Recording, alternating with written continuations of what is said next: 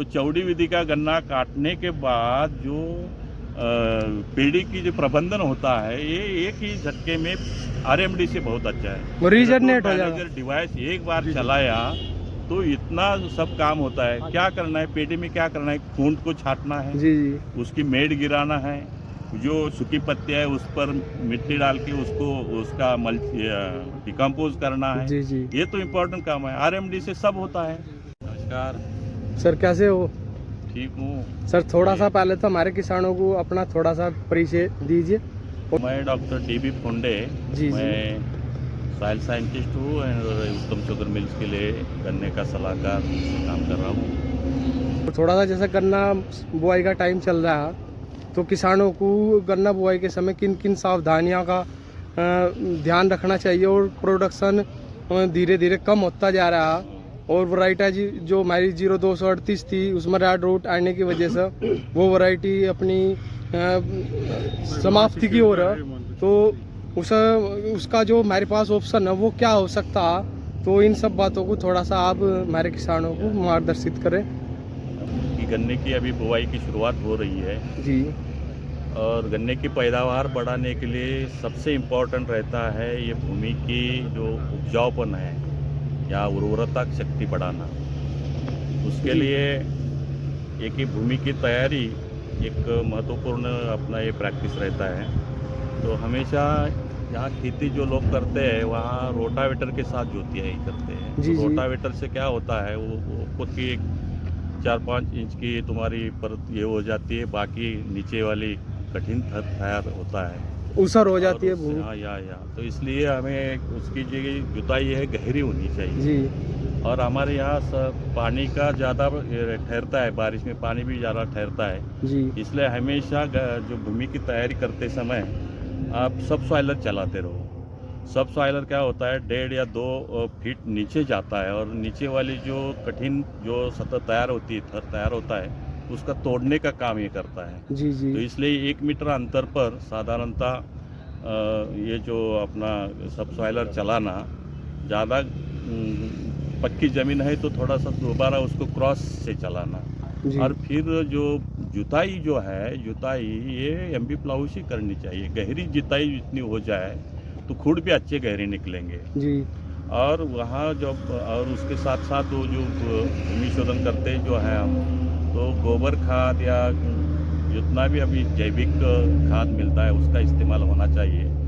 और इसके वजह से क्या हो जाएगा हमारी ज़मीन जो इसका उपजाऊपन या उर्वरता शक्ति अच्छी बढ़ जाएगी। जी, और हमेशा ट्राइकोडर्मा से भूमि शोधन करना ताकि भूमि में हमारे यहाँ जो पैथोजेनिक लोड जो है लाल सड़न है, उगता है, इसके जैसे जो फफूंदी के जो बीमारियां हैं जी, वो जी। फफूंदिया का लोड ज़मीन में मिट्टी में बढ़ता जा रहा है, उसको कम करना है या उसको सप्रेस करना है तो आपको भूमि शोधन ये ट्राइकोडर्मा से करना चाहिए। ट्राइकोडर्मा तो हमारे यहाँ उत्तम शुगर मिल ने बहुत अच्छे तरीके से हमें तैयार किया है, साइंटिफिक वे से हम तैयार कर रहे हैं उसको। जी। उसका इस्तेमाल करो और बुआई करो। बुआई साधारणतः चौड़ी विधि से हमेशा करना, क्योंकि चौड़ी विधि से क्या होता है गन्ने को ये जलवायु का संचार भी होता है ये धूप का जो है ना सूरज का प्रकाश जो है वो ज़्यादा से ज़्यादा मिलता है। और गन्ना फसल ऐसी है कि सबसे ज़्यादा ये सोलर एनर्जी का केमिकल एनर्जी में कन्वर्ट करने का इसमें एक गुण बहुत बड़ा गुण है।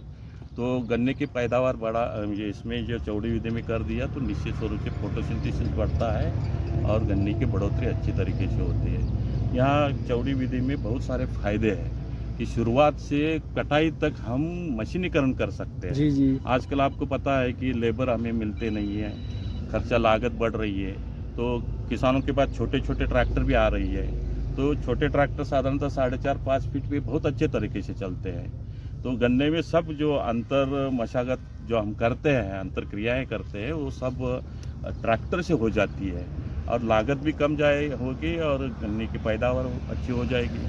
और जहाँ हम इसकी जब गन्ना साधारणतः जून के बारिश के पहले हम अच्छी तरीके से मिट्टी चढ़ाई तो बारिश में जो पानी ज़्यादा होता है वो पानी भी नाली में जाएगा, गन्ने का जो जड़ें हैं वो सुरक्षित रहेगी और नाली में से पानी निकाल भी सकते हैं। तो बहुत सारे चौड़ी विधि के बहुत सारे फायदे हैं। किसानों का मेरा हमेशा निवेदन रहता है कि आप गन्ने की बुवाई में चौड़ी विधि का इस्तेमाल करें। जी जी, ये तो एक तरीका हुआ है मतलब बुआई का सर। तो जैसे बहुत से हमारे किसान है ना, मतलब गन्ना बोते समय बहुत ज़्यादा जल्दबाजी करते हैं, सीड को ट्रीटमेंट नहीं करते। या तो थोड़ा सा मतलब कुछ इंसेक्टिसाइड भी और फंजीसाइड भी जो किसान के मतलब कॉस्टली भी ना पड़ा और बहुत ही अच्छा में उपचार कर दो, थोड़ा सा उसके विषय में भी बताओ। बीमारियां या कीटों का जो प्रभाव ज़्यादा होता है, इसका एक ये है कि जैसे हम भूमि की जो शोधन करते हैं, उसी जी। तरह बीज भी एक सोर्स है, उससे बीमारियां या इसमें कीटों का भी ये होता है, प्रभाव होता है। तो ये ऐसे लिए आपको ये जो सीड का जो ये है उसकी ट्रीटमेंट करना ज़रूरी है। जी जी। तो आप थायोफिनेट जैसा फफूंदीनाशक हो या इमिडाक्लोरप्रिड जैसा कोई इंसेक्टिसाइड एक लेके थोड़ा सा उसमें से यूरिया डाल के आप घोल बना के उसमें डुबो कर रखना चाहिए। मेरे तो किसानों को एक हमेशा कहना रहता है कि ये जो ड्रम वाले वो 10 या 20 मिनट के ट्रीटमेंट करने के बजाय जो खेत हमें समझो कल बुआई करनी है, तो आज हम सीड तैयार करें और 1 आंख या 2 आंख की सेट्स तैयार करके रात भर उसमें कहाँ तो डुबोए। जैसे कि आपके कुपेल ये बोरवेल होते हैं, बोरवेल के यहाँ हाउज होता है, जी हाउस जी। में करो या खेत के साइड में या नाले में हम खेत तैयार करके मेड़ नाली तैयार करते हैं, तो ये नाली में भी पन्नी डाल के अच्छे तरीके से पानी ये उधर ये कर सकते हैं। रात भर डुबो कर लगाया तो आपका ये साधारण 1 आंख वाला 10 दिन के अंदर ही उसका जमा हो जाएगा। 2 आंख वाला साधारणतः 15-20 दिन में आपकी जमा हो जाएगा। तो बुआई के टाइम एक तो बीज का अच्छा कम आयु का ऊपरी वाला पोर्शन और उसका ट्रीटमेंट करना, ये बीमारियों से बचने का एक तरीका ये अच्छा है, तो वो करना चाहिए। ठीक ठीक। तो हमारे यहाँ ना जो ये जो CO0268 वैरायटी है, ये रेड रूट से तो बहुत ही कम ख़त्म हुई, लेकिन ये टॉप बोरर से ज़्यादा प्रभावित हुई हमारे यहाँ, हमारे क्षेत्र में। तो इसकी कोई अच्छी दवाई और इसको उसे लगाने का क्या टाइमिंग होना चाहिए, क्योंकि पीढ़ियाँ 3, 4, 5, 6 तक हाँ इसकी अक्टूबर तक भी आती रहती हैं पीढ़ियाँ। तो एक मतलब ऐसा सटीक टाइम जिस टाइम हम या तो क्लोरांटनिप्रो या कोई अन्य कोई साल्ट उसे लगावा और हमें उसका आगे तक रिजल्ट मिल जाए, क्योंकि हमारे यहाँ सबसे ज़्यादा समस्या टॉप बोरर की सर। तो थोड़ा सा उसके विषय में भी देखो 238 वैरायटी में ये जो रेड रॉड जो है लाल सड़न, ये तो ज़्यादा आ रहा है। जी जी। और उसके साथ साथ आपको जो टॉप बोरर जो कीट है वो ज़्यादा लगती है। जी जी। तो ये थोड़ी वैरायटी ससेप्टेबल हो रही है और उस वैरायटी का हम भी बोलते हैं कि एरिया धीरे धीरे कम करो, जी क्योंकि इसमें ये बीमारियां और किसानों को उसकी पैदावार भी नहीं मिल रही है। तो एक तो है कि ये गन्ना है तो ये थोड़ी सी बीमारियां है, टॉप बोरर की जो कीड़ा है वो थोड़ा आता ही है। उसके लिए ये कोई रासायनिक ओनली वो करके या कोई इंसेक्टिसाइड का इस्तेमाल करना, जी जी। इससे कोई ज़्यादा फर्क नहीं पड़ता। उसके लिए हम मैकेनिकल, बायोलॉजिकल या रासायनिक ऐसे 2-3 ऐसे इंटीग्रेटेड आपको पेस्ट मैनेजमेंट बोलते हैं उसको, जी जी। वो करना चाहिए। कि शुरू में जैसे हम गन्ना पहली पीढ़ी आती है तो तितली को हम जो होती है तो तितली को हम कंट्रोल या मारने के लिए लाइट ट्रैप्स है, फेरोमोन ट्रैप्स है, उसका इस्तेमाल होना चाहिए। कई बार वो जो तितली अंडे डालती है तो अंडे जो होती है तो पत्तियों के नीचे निचली जो ये होता है उस पर वो अंडे डालते हैं, तो अंडे भी उसको निकालनी चाहिए, ताकि क्या हो जाएगा, ये तितलियाँ कम हो जाएगी, अंडी कम हो जाएगी, तो उसकी अगले वाली पीढ़ी में उसकी संख्या कम हो जाएगी। फेरोमोन ट्रैप, लाइट ट्रैप वगैरह या लगाकर और उसके बाद हम साधारणतः अप्रैल या मई महीने में हम कोलेंट्रिपोर जो यह है कोराजन है, जी जी। तो कोराजन या उसके जैसे अन्य भी ऑप्शंस उसमें है, लेकिन उसका आप ड्रेंचिंग कर दिया तो निश्चित स्वरूप से जो आगे पीढ़ी है जो ये सिस्टमिक इंसेक्टिसाइड है और उसका निश्चित स्वरूप से अगली वाली पीढ़ियों को भी जो यदि आ गया तो उसमें कंट्रोल हो सकता है। तो इसका सही टाइम क्या है सर? सही टाइम में जो ये कोराजन लगाते हैं वो साधारणतः अप्रैल एंड में मई के फर्स्ट वीक में लगाना चाहिए। ठीक ठीक। ताकि उसका 2-3 महीने तक उसका असर अच्छा होता है, तो ये यूज़ करना चाहिए। तो लेकिन क्या है, ये इंटीग्रेटेड अप्रोच होना चाहिए। ये मैकेनिकल जो है ना वो भी है, जो ट्रैप्स लगाना, लाइट ट्रैप्स लगाना, ये भी होना चाहिए, साथ में रासायनिक भी होना चाहिए। तो हमारे यहाँ उत्तम शुगर मिल्स में हमने ट्राइको कार्ड्स भी तैयार की है। तो ट्राइको कार्ड्स भी साधारणतः महीने के अंतर में 20-21 एक या महीने के अंतर से वो ट्राइकोडार कार्ड्स भी आपने छोड़ दिए, उधर से लगा दिया तो उसका भी बायोलॉजिकल कंट्रोल हो सकता है। जी जी। इसी तरह करना चाहिए।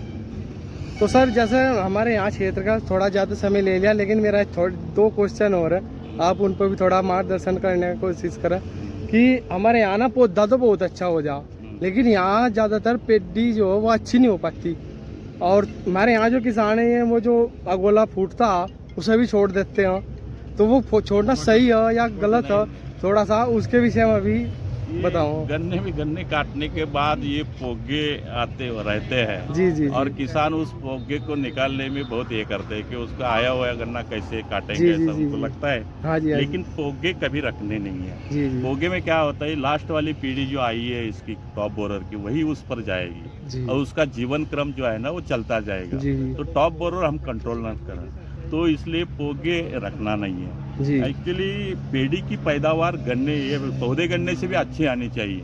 तो इसलिए मैंने जैसे बोल दिया आपको कि आप चौड़ी विधि पे गए ना, तो चौड़ी विधि का गन्ना काटने के बाद जो पेड़ी की जो प्रबंधन होता है, ये एक ही झटके में आरएमडी से बहुत अच्छा है। वो रीजनरेट हो जाएगा। डिवाइस एक बार चलाया तो इतना सब काम होता है। क्या करना है पेड़ी में, क्या करना है, खूंट को छाटना है, जी जी उसकी मेड़ गिराना है, जो सूखी पत्तियां है उस पर मिट्टी डाल के उसको उसका डिकम्पोज करना है। जी जी। ये तो इम्पोर्टेंट काम है। आरएमडी से सब होता है।